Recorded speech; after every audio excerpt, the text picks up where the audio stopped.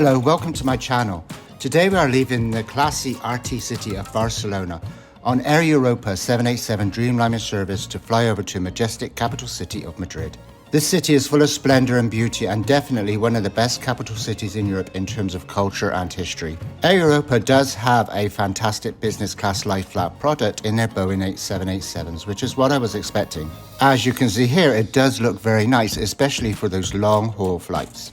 Instead though, I got the 787 plane that had not been upgraded with that cabin yet and experienced the old business class product on this short 1-hour trans-Spanish flight to Madrid.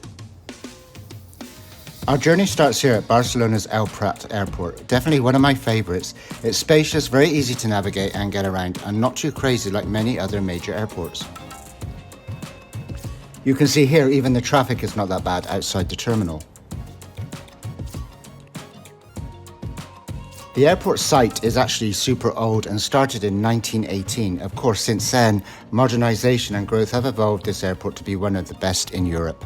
Inside it's very spacious, and here, after checking in and passing through security, you can see the airside terminal space is large and easy to walk around, even with many passengers travelling. The airport boasts many eateries and designer shops to enhance the pre-flight experience. The VIP Salas Lounge given for this Air Europa business class flight, and it's not far from the main security area above Starbucks.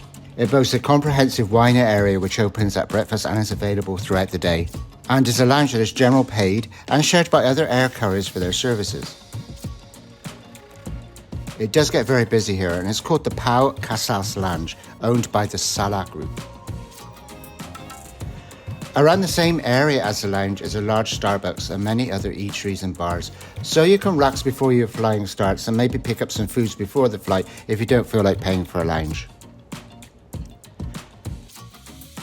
The lounge is large in size and boasts a panoramic view of the inside of the airport terminal. Lots of seating and areas to relax.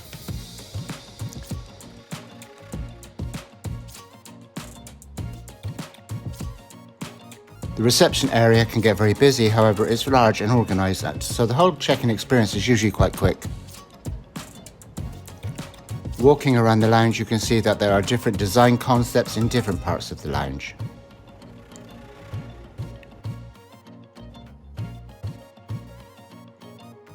And many privacy pods should you need to tie, not for yourself, instead of sharing with the general populace.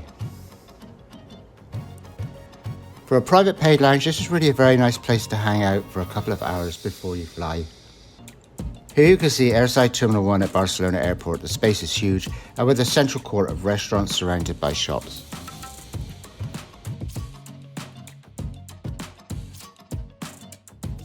I sat here for a little while, had some breakfast and a glass of wine while watching the busyness of the airport terminal.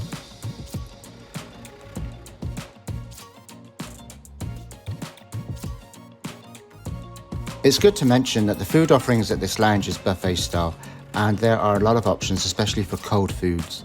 Sandwiches, cakes, pastries and cheeses, or European style catering.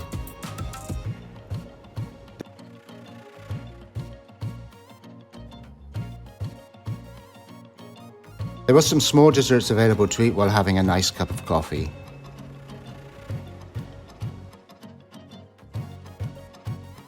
My favourite, of course, is the small Spanish omelette. They're so delicious, and soon I have another Barcelona trip coming up very soon and flight review coming up, so I'll look forward to these Spanish omelettes again.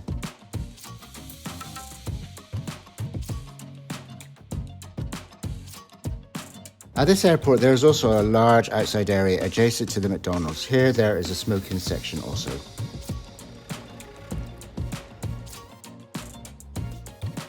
Bit of plane spotting, this American Airlines jet from the US.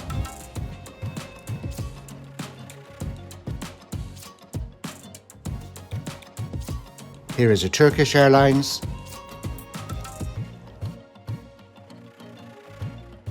LATAM and Singapore Airlines.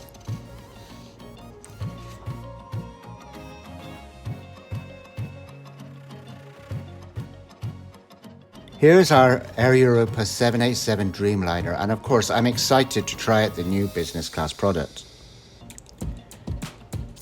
Avianca Airlines from Colombia.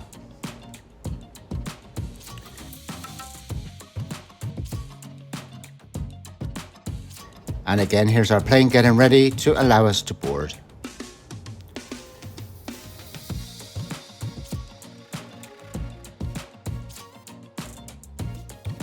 So we are travelling from this gate this morning for this very busy commuter flight to Madrid.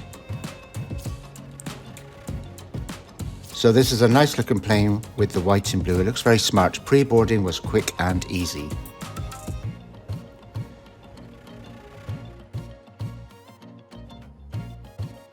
So didn't get the lie flat, which was disappointing, but this premium economy type product, which looks very familiar.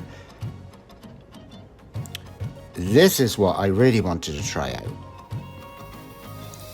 However, this will have to do, and it was surprisingly very comfortable, even though it may not look very nice. These seats do look familiar. They're quite wide and spacious for a premium economy type product and a European business class product. I was lucky and I didn't have anyone sitting next to me, so you can see how wide the seat is. This leg space is amazing, so even on a long flight this would be quite good, just not for lying down.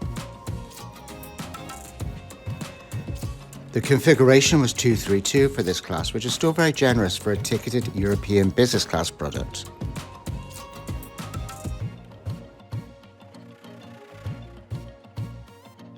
Boarding seemed to take a while for this flight. Another look at the seat shows the adjustable headrest. This seat also had a really good recline. There's about 36 seats in this cabin, makes it exclusive from the regular economy cabin.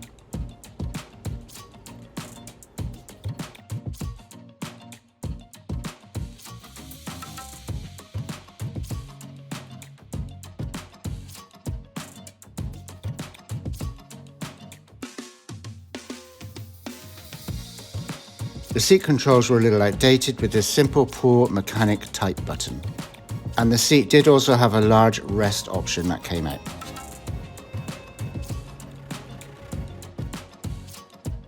Very old-fashioned channel and volume controller at the side of the seat.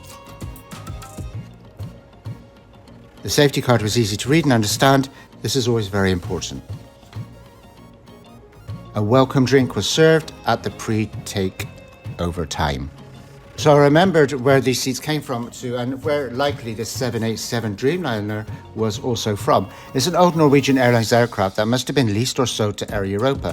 For the record, I love Norwegian and their premium economy product, which is what this is.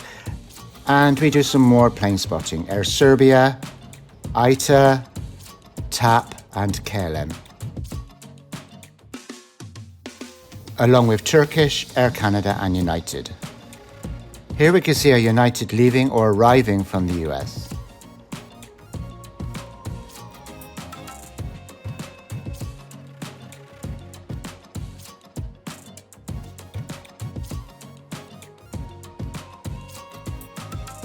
Getting ready for takeoff here from El Prat and saying goodbye to one of my favourite cities in Europe. An EasyJet plane will be flying one of these in a few weeks, again from Barcelona.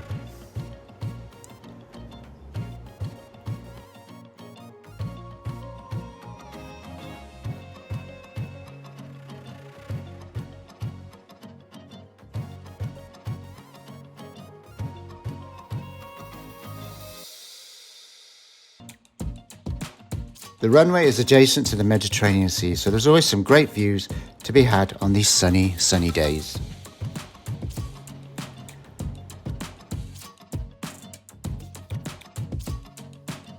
Not expecting too much in terms of service on this short puddle jumper flight, but here is a hygiene wipe. Some more wine and biscuits along with a small Kit Kat. Because it is a short flight, catering would not be anything enormous though. When I compare Iberia's packaged ham breakfast I had a few months ago, this is much better. Some great views over the Spanish countryside.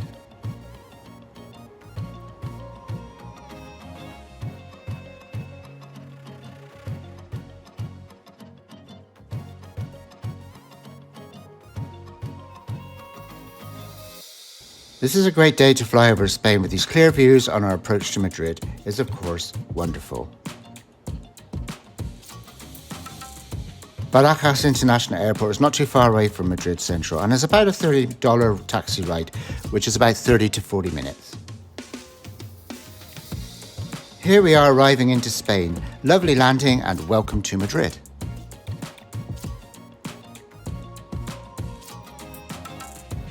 This flight is ticketed as a business class product, not premium economy, and the cost was around $200. For 1 hour in economy, it was super cheap, around $60. Is it worth the extra expense? Well, not really, but I do love these old-fashioned Norwegian seats. They're amazing, transatlantic, and can still be seen on the newer Norse airlines on their routes. More plane spotting at TAG Airlines from Angola and Air Sultra. There is a small Wamos Air hiding behind this DHL plane. Arriving to the gate was easy and smooth, and thanks so much for watching this flight review. Please hit like, subscribe, notify if you want to see more of the videos on this new channel. And finally, my last plane spotting for this flight review on Iberojet plane.